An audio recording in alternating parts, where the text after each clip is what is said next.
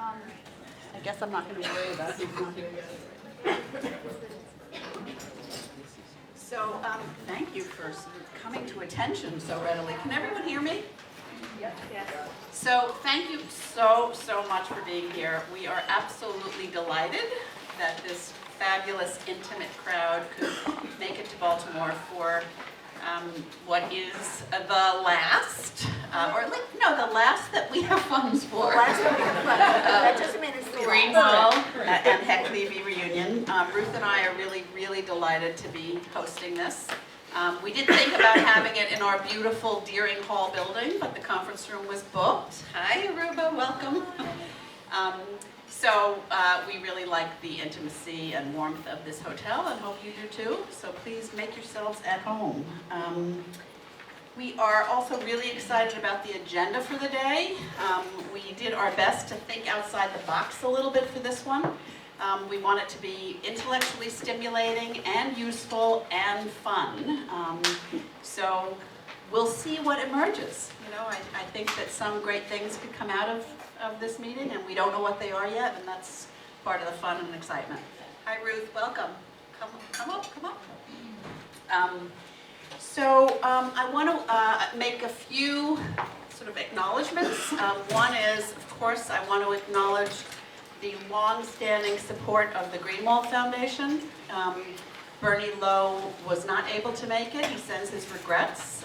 Michelle Groman is here from the foundation, so thank you and welcome, Michelle. And of course, I also want to honor Bill Stubing. We wish he could be here and miss him very much. There are a few other unfamiliar faces. I mean, for many of you, I actually didn't even say who I am, did I? Some of you may not know that I'm Gail Keller. I'm on the faculty at the Berman Institute and Director of Educational Initiatives at the Berman Institute, and been involved in both fellowship programs for quite a while. So a few unfamiliar faces around the room. Part of our thinking outside the box is that we've invited 4 documentary filmmakers to be here with us, and they will be active participants in the program a little later on in the day. They're seated at that table. I'm not going to spend a lot of time right now introducing them individually, but you will meet them. We have guest faculty who will be on a panel, and Ruth will introduce them in a little while. We have a couple of communications experts, Andy Burness and Gemma over there at that table. Gemma Weymouth. So they will also be involved in the program a little later on. And I want to introduce and give special thanks to Kristen Miller, who has really done a and to Leah Ramsey, who is our science writer and will be doing a little filming in a few minutes. Just in terms of logistics, you have a packet. The old drill instructor in me, this waiting and waiting thing is killing me. Is the mic on? The mic is on. It's always on. It says it's on. Yeah, it's on. Sorry. So good morning. I'm Yoram Unguru. I am a pediatric hematologist oncologist. That's my day job and my night job and my weekend job. I am also a former Greenwall Fellow and core faculty member in the Berman Institute of Bioethics. Thank you. Thank you. The Greenwall Fellowship was instrumental in my ability to do what I feel is important, which is taking care of children, honestly. The issues are inseparable that I encounter on a daily basis between clinical and bioethics. And through the Greenwall Fellowship, not only have I been able to be part of important endeavors, be that at both the local and national level, Children's Oncology Group, Steering Committee on Bioethics, consult for the American Academy of Pediatrics and other organizations. It's allowed me to now become the chair of the Sinai Hospital Ethics Committee that I recently took over. It's allowed me to meet interesting people. One of the issues that I feel is particularly pressing is obviously related to my work as a clinician. That is to get the people in hospitals who ultimately make the decisions to understand why bioethics is important, how bioethics relates to taking care of patients. And that is something that now, as the chair of the ethics committee, I'm experiencing on my own skin. So I'm getting the, from Gail. You can edit that out. Thank you.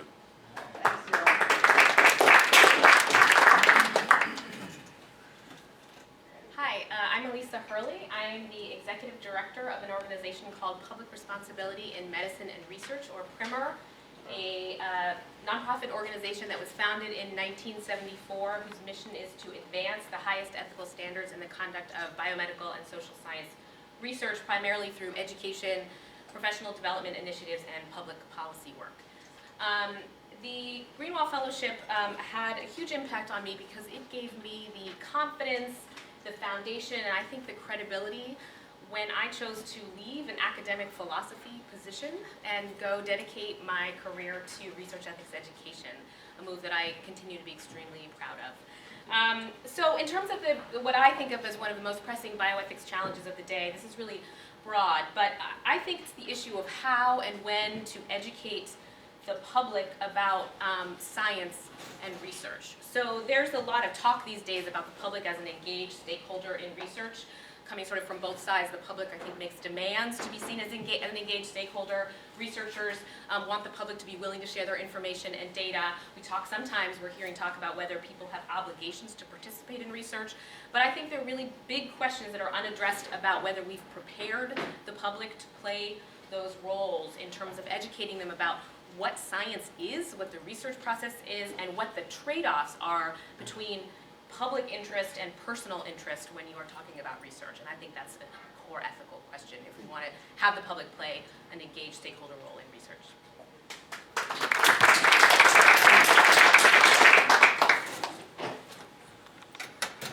Hello, my name is Jonathan Marks. I am the director of the Bioethics program at Penn State University, where we've created a dual-title PhD program in bioethics, which allows, in fact, requires students to combine bioethics with another discipline, not only in their coursework, but in their dissertation.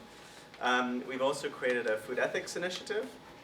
The Greenwall was instrumental in, likewise for me, in my new career. I was a barrister in practice in London before I became an academic in the US, so as I like to joke, I'm downwardly mobile. But it has allowed me now, it has truly given me the opportunity to do something which I could not do before, and that is to become very involved at the policy level in global health. So I've spent time at the Brochet Foundation in Geneva, and I repeatedly go back, and I'm constantly in dialogue with colleagues at the WHO. And that would certainly not have happened had I not pursued the Greenwall. So I'm very grateful. Thank you so much. So what do I think one of the most important bioethical issues of our time is? Well, it's one of the ones that I work on. And that is the systemic ethical implications of public-private partnerships in global health. So we have bodies of norms, we have rules, we have principles that govern interactions between public institutions, the separation of powers.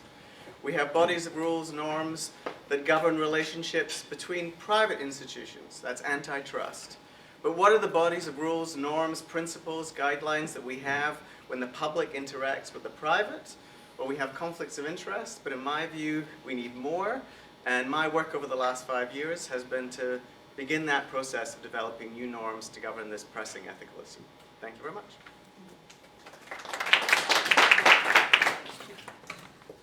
Oh, this is going to be really close. Hi, I'm Natalie Room. I'm an assistant professor of law at the University of Baltimore, right down the road.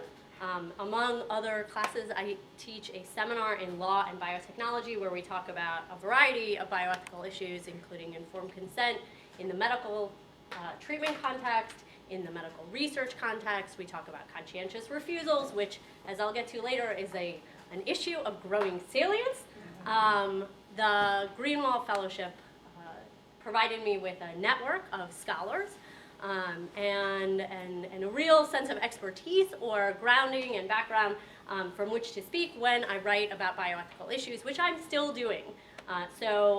Recently I've been drawn to a lot of issues surrounding the use of genetic information in forensic investigation and the placement of more and more people in forensic databases and the growing uses of those DNA databases, and I think that is an issue of continuing and growing importance. But again, I think there are also a number of issues of growing salience, which include conscientious refusals to provide care or pharmaceutical drugs, particularly in light of the proposed First Amendment Defense Act, which raises all sorts of interesting constitutional issues about the provision and refusal to provide care. Thanks. Hi, am I too close to you or am I okay? No. All right. Thank you. I'm Rebecca Kukla. I'm a professor of philosophy at Georgetown University, where I'm also a senior research scholar in the Kennedy Institute of Ethics.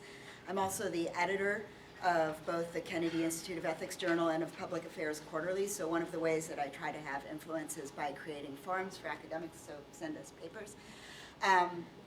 The Greenwall Fellowship was definitely transformative for me. For one thing, I just didn't know anything about bioethics or philosophy of medicine coming in, but much more importantly than that, I did the fellowship at a moment in my career where I really felt like I wasn't making enough difference on this earth as a philosopher, and I was seriously considering quitting. And the Greenwall Fellowship taught me how to take my philosophical skills, create interdisciplinary conversations, create conversations that moved from the academy to the outside of the academy, and do things in the world that weren't directly, were larger than what I could do inside the academy. And since then, it's been really a major focus of my career to do philosophy in a way that is publicly engaged and interdisciplinary, and that's been enormously more satisfying for me and hopefully more important than what I would have been doing before, and that was something that was directly enabled by the Greenwall Fellowship. In terms of pressing issues, this is really more general than a bioethics issue, but I think it has direct implications for health in particular. I'm deeply concerned with what I see as a multi-point breakdown in our ability to securely generate and share knowledge. I guess this isn't disconnected from what Elisa said. On the front end, the process of making scientific knowledge is more and more riddled with the influence of private interests. The way in which we conduct scientific research is more and more distributed across multiple sites with nobody knowing quite what's going on and multiple kinds of expertise that aren't really coordinated. And then on the other end, we are seeing an increasing proliferation of sources of information that people have to navigate, an increasing breakdown of the distinction between news and entertainment. And I think that people do not have the skills to navigate that, and it is not their fault that they don't know what counts as knowledge and what doesn't, and it creates a real crisis when it comes to understanding health, among other things. Thank you. Hi, I'm Jacqueline Fox. I'm an associate professor of law at the University of South Carolina, and I teach health law and bioethics, and I need to talk more into the microphone, apparently. I was a practitioner when I became a Greenwall Fellow, and for me, I worked in helping patients get access to health care, and what was really important was that bioethics and what I learned as a Greenwall Fellow was the language to express the underlying currents, the policy issues in a language that helped me take something that was inchoate and communicate it to the communities I was already working with. And that has a huge effect on how I teach as well and how I write. Like teaching something like insurance and trying to get my students to understand how insurance markets work. When you talk about the ethical choices that are being made when you use community rating versus individual rating, you can see the light bulb flash there, and I think that bringing bioethical language into health law is inescapable, and to have that more sophisticated way of expressing it has just been really, really helpful. In terms of what I think is the most pressing issue, I think sadly, for people who work in the field I do, which is systems of healthcare, like who gets access to healthcare, how do we do those systems and the financing, we're looking at a devolving of the system. We're going to be going backwards in a way that is obviously unethical. And how do you behave from a bioethical perspective as a participant in that system, where people are going to have less access to care, where we're going to have cost-based rationing? It's going to be a very upsetting time.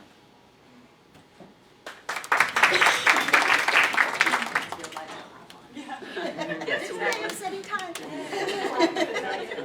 My name is Leslie Wolf. I'm at Georgia State University College of Law, where I'm a law professor and I direct our Center for Law, Health, and Society. I was in the second class of Greenwall Fellows, so I think I'm probably the oldest fellow in the room. I think it's not an exaggeration to say it changed my life. As I tell my story, I was in a law firm in San Francisco. To take the fellowship, I took a 2/3 cut in pay. I gave up my view of the San Francisco Bay, my secretary, my paralegal, sold my house, and moved to Baltimore, and where I shared an office with 3 other people. We didn't have a working computer at that point, and I did what I always wanted to do with my law degree. And these days, I spend my time working on issues that I find important, intellectually stimulating, and even those times when my days are as long or longer than they were in the law firm, I feel good about it. And I think I'm making a difference. So it has been just such a privilege to be part of it. In terms of what do I think is the most important things facing bioethics, I do work in research ethics, and I would be sort of true to myself, I have to say, I think one thing we need to figure out is how to recalibrate our human subject research protections. They haven't been changed since 1981. We'll see what happens, but they need to be updated to the world today. But as I thought about it, really, and I was going to say it even before Jacqueline said this, working on other work that I do with my colleagues at Georgia State, it really is addressing health inequities in this country and figuring out how do we move forward. I work with people who do a medical legal partnership, and we're concerned not just about the changes on the medical side, but also on the legal side, and how do we protect the people who are most vulnerable in our country.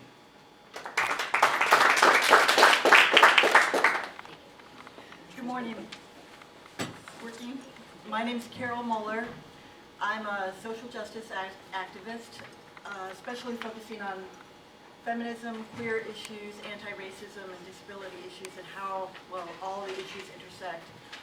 And I'm a philosophy professor, but the latter is about the former, right? And that's part of what the Greenwall Fellowship brought to me, was that I went from, a pretty narrow academic silo of academic philosophy and got a reprieve and got to jump into this world with practitioners from law and medicine and philosophers, and we got to go to the NIH and have discussions there instead of, well, there's several things going on there, both the interdisciplinarity and the networking and everything, but also instead of thinking of sort of powerful institutions simply as sites to protest, it became an opportunity to think, hey, I have a voice in this. And the big issues for me continue to be about inequality and the growing massive, both international and local and national and so forth, inequalities, not only of resources, but especially of decision making. That we're in a world where, I don't have to tell you all this, but decisions are made on the basis of profit rather than people in continuing escalating ways. And I feel like the Greenwall work helps me to feel that I don't have to just hang my head and fall under a rock, but can actually talk to people who can help to sort of build a world where we think deeply about things and move in a good direction. Thanks.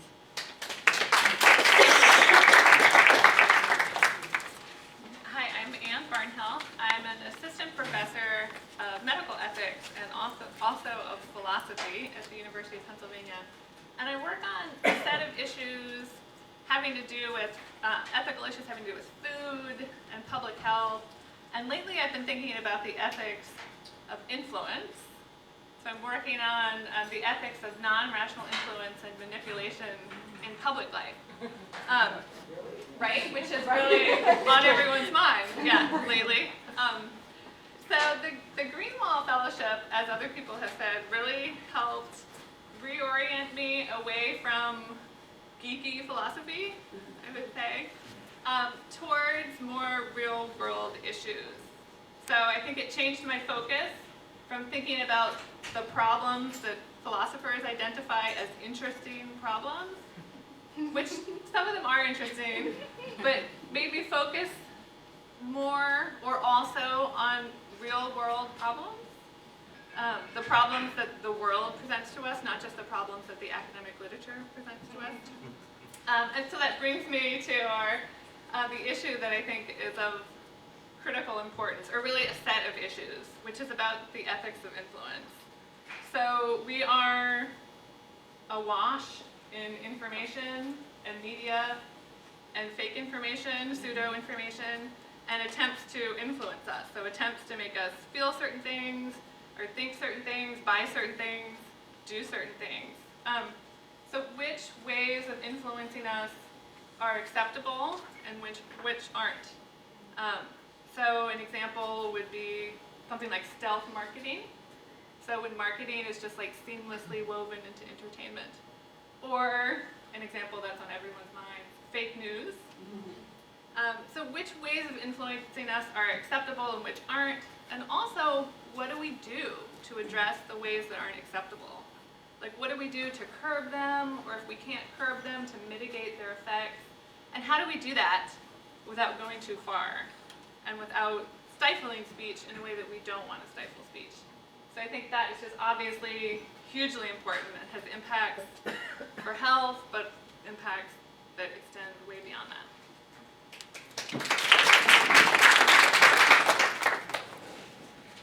Good morning, I'm Michelle Lewis. I am a pediatrician and an attorney, and I'm on faculty at the Berman Institute. Okay, got better? Yeah. Okay, I'll start over. Good morning. I'm Michelle Lewis. I'm a pediatrician and an attorney, and I'm on faculty at the Berman Institute. And the way I think about my work is that I like to think about and write about issues, legal and ethical issues related to genetic testing and genomics, both for the medical community and the scientific community. The Greenwall Fellowship, as everyone in this room I'm sure feels, really was transformative for me. It opened doors, it gave me opportunities, but it also gave me a home and a sense of community. So before I did the Greenwall Fellowship, I did another fellowship, and as part of that program, we did a grant study section and had to write a grant. Well, when it came time to review my grant, everyone said, this is too ethicsy. And so being able to participate in the Greenwall program and really gave me a sense of home and an introduction to the bioethics community, which has informed everything that I've done since then. When I think about what I think is one of the most pressing issues faced in this country today, is the diminishing role of science in this country in the development of policies related to human health and the health of our planet. And many of us have children, and that frightens me, not for just the world we live in, but the world that they will live in. Thank you.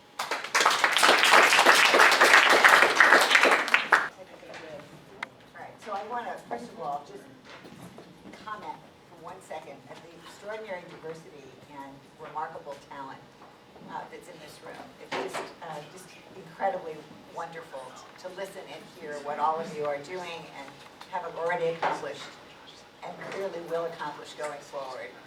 Gives me great hope in a time of great despair, let's put it this way, about future studies. So that's really wonderful.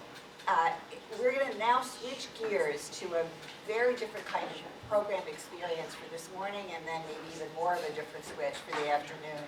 A little, just 2 minutes of background on this. So for especially the Greenwall Fellowship,